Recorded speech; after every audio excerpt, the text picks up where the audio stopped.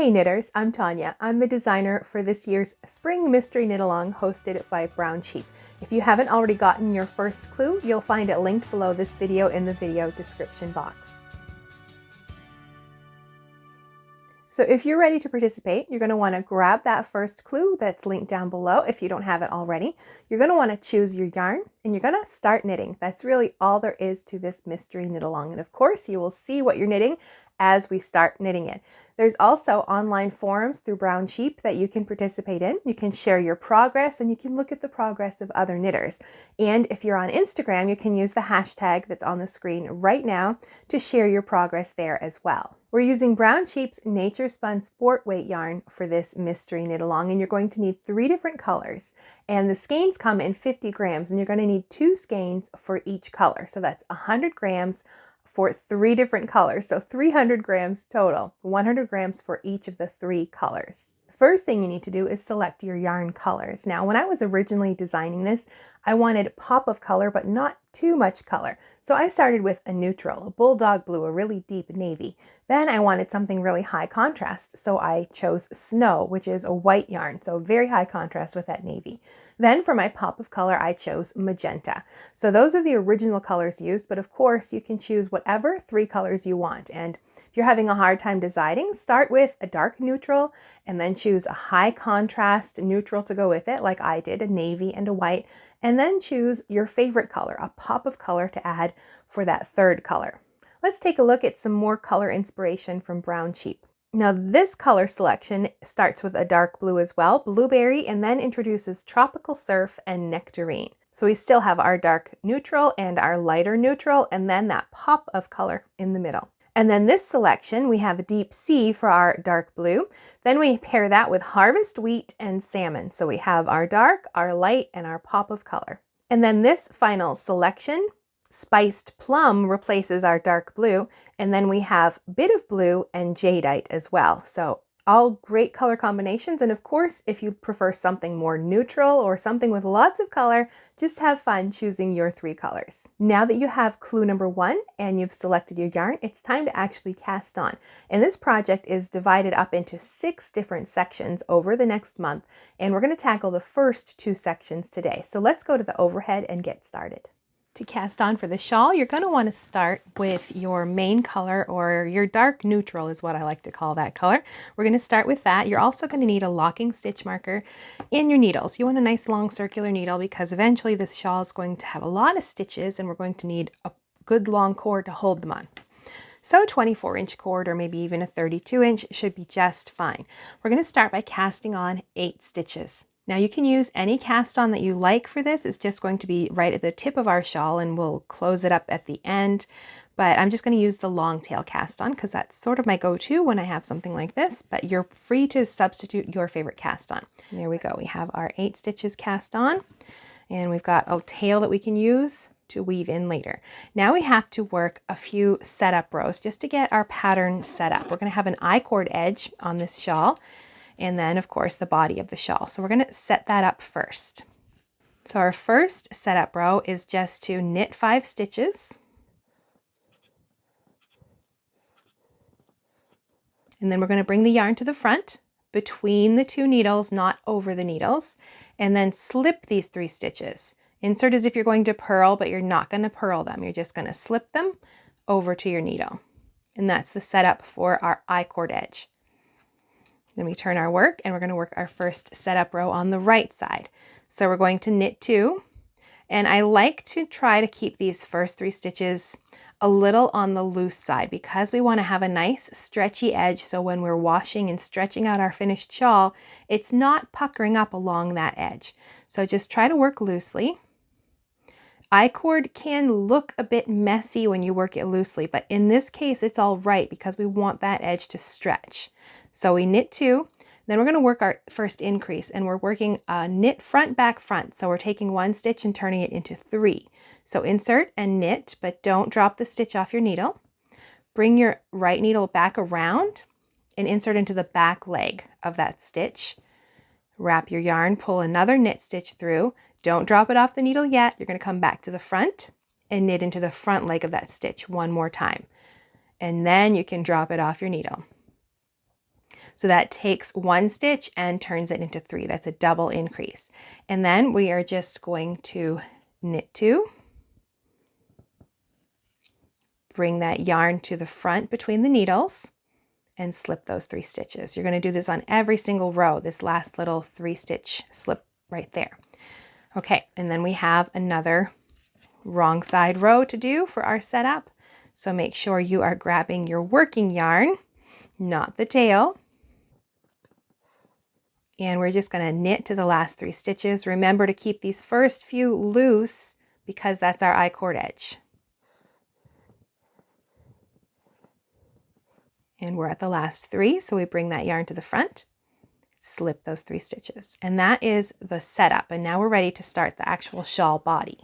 Now we don't have much fabric here yet at this point, but I do want to put a locking stitch marker on the front, this little bit of the front that we have, just so we can tell it apart, because right now we're just going to be working in garter stitch, and of course garter stitch is reversible, so it can get confusing when you're trying to tell which side is which. So I just put a marker on the right side of the work so I know where I'm at.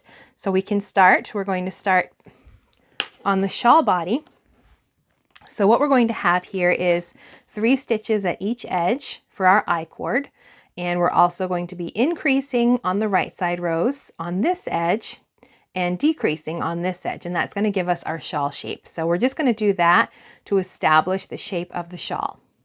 So we start by knitting 2. Remember, knit them a little loosely for this edge. And then knit front, back, front. Into the front, into the back, and into the front again. And then we're going to knit to the last 5 stitches, which is only a few stitches right now. So when we get to this point, you'll have 5 stitches here. You're going to knit 2 together.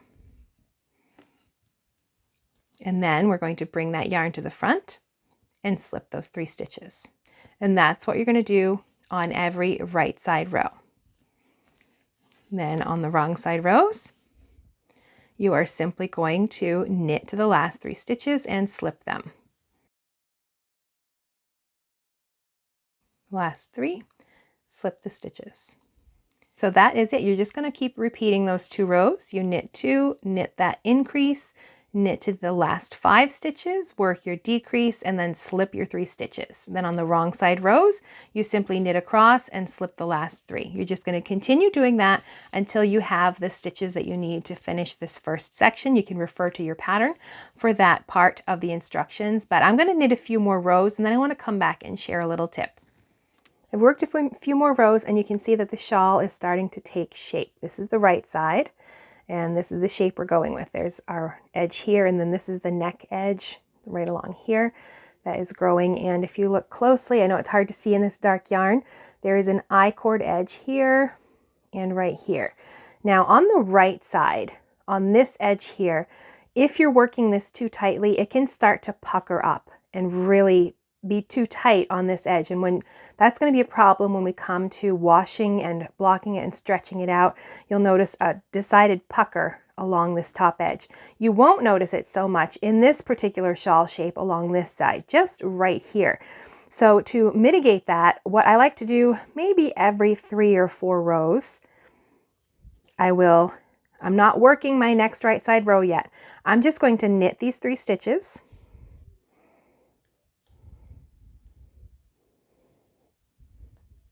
Because that's our I-cord edge, that first 3. Then I'm just going to slip them right back to my left needle. And now I can start my next right side row.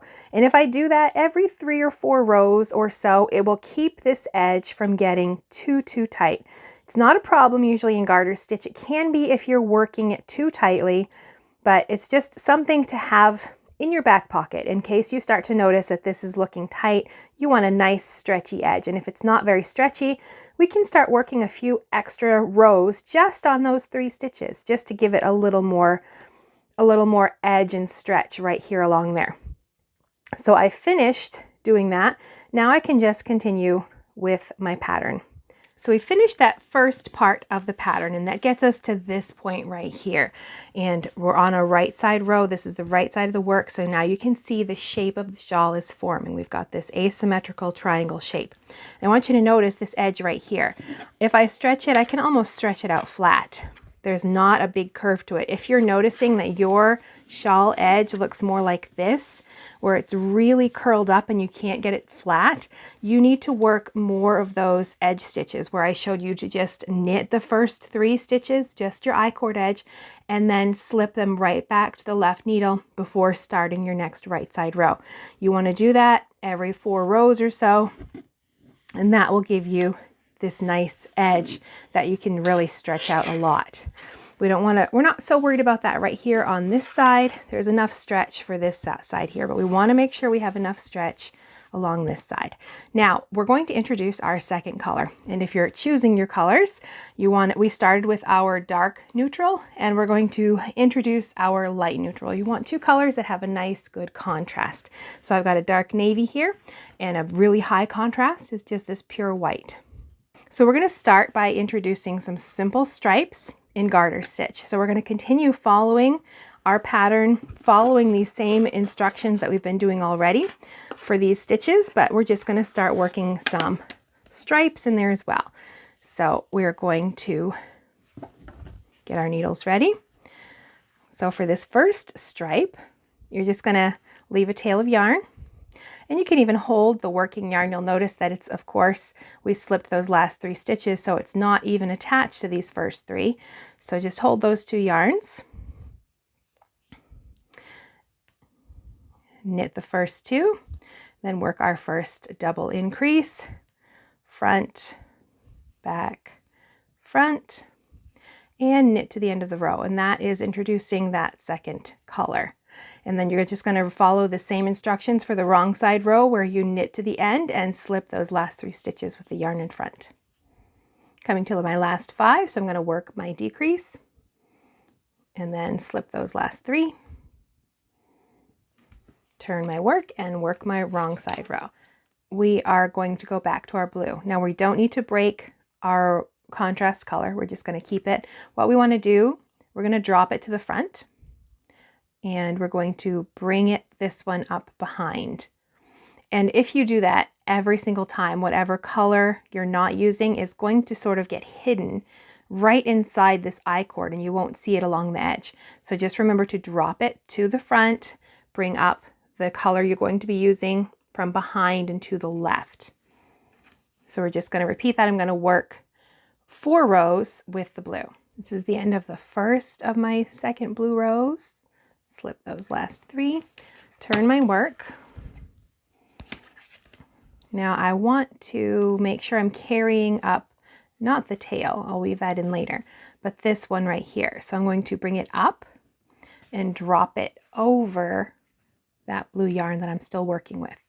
And that'll help hide it right in my I-cord edge. And it's been a few rows since I've done that I-cord trick along the edge, so I'm just going to knit these 3.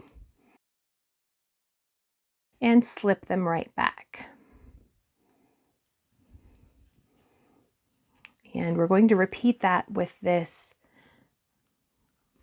working yarn. Bring it up and over and drop it to the front. And I'm bringing my working yarn underneath and to the left. So I'm draping that white yarn over. I'm going to carry it along that edge. So I'm going to work my next blue row. Once you've completed that first section of stripes, this is what we have going on. We've added those 3 white stripes and more garter stitch in our dark color and a larger section here. And now we're going to stop with the shaping that we use on the edges, and we're just going to work 6 rows of daisy chains. We'll maintain our I-cord edge, but we're going to create something really fun and unique. We're going to start with our white, then we're going to work 2 rows in blue, and then work 2 rows in white. And they're actually not that difficult to do. So we're going to switch to white. So we're going to take that blue yarn and drop it here. Pick up the white in behind, maintain our I-cord edge. So we're just going to knit 3 this time. We're not increasing or decreasing. Then we're just going to knit to the end of the row until those last 3 stitches, and we're going to slip those in front. And all of the actual work for these daisy chains is on the wrong side rows. Here we are on those last 3 stitches. We're not working our decrease here. Bring the yarn to the front, slip those 3 stitches. And now we're going to work our daisy chain row on the back, on the wrong side row. So to start this, we are going to knit 4. And then we'll start our repeat. So the first thing we have to do, we're going to do 3 steps into this stitch, or these 3 stitches right here. Bring the yarn to the front. We're going to purl all 3 together, but we're not going to drop them off our needle. I'm going to purl them, bring that yarn through. Then we're going to make a yarn over on our needle. And then we're going to purl them again. And now we can let it drop off the needle. Then we knit a stitch, and we repeat that process with these next 3 stitches. Bring the yarn to the front, purl those 3 stitches together, but leave them on the needle. And then yarn over your needle, and then purl those 3 stitches again and let them drop off the needle, and knit 1. And you're just going to do that across this whole row till you get to the last 3 stitches, and you'll be slipping those with the yarn in front. Let me demonstrate that one more time. Bring the yarn to the front, purl 3 together, yarn over, purl those 3 together again. Now, if this is feeling a little tight, you want to make sure you're working that row before, where you're knitting, where you knit across before. Make sure you work that on the loose side, so it'll make purling them together much easier. So the next daisy chain we're going to work in blue. So we drop that white to the front, pick up our blue, and I am going to do the same on the right side rows. I'm going to knit to the last 3 stitches and then slip those 3. Then the pattern is slightly different for this middle row. So we've knit across the stitches, slipping the last 3, turn our work, and on this side we want to offset those little daisies a bit. We don't want them all stacking up on top of each other. So we're going to knit 4,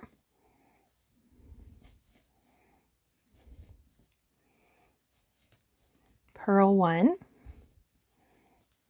knit 1, and then we can start that repeat. We're going to purl these 3 stitches together. All right, last daisy, purl, yarn over, and then purl them together and drop them off. Final knit 1. Then we can purl 1, knit 1, and then slip those last 3 stitches. And that is our second daisy chain. And then you can see the white daisy chain looks really cute, and we're going to repeat that one. We're going to repeat rows 1 and 2 with the white again.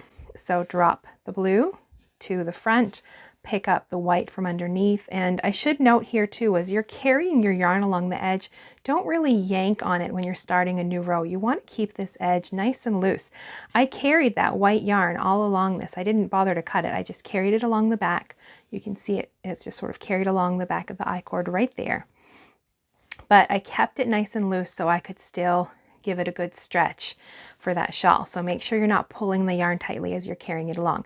So at this point, we're going to work 1 more daisy chain in white, and then we're going to keep doing some more garter stitch in blue, and then more daisy chains and more garter stitch and more stripes, and you'll see all of that come together as you finish up this section. So you can refer to your pattern for the rest of this section. You know all of the skills you need to get this part done, and I'll see you on the next step.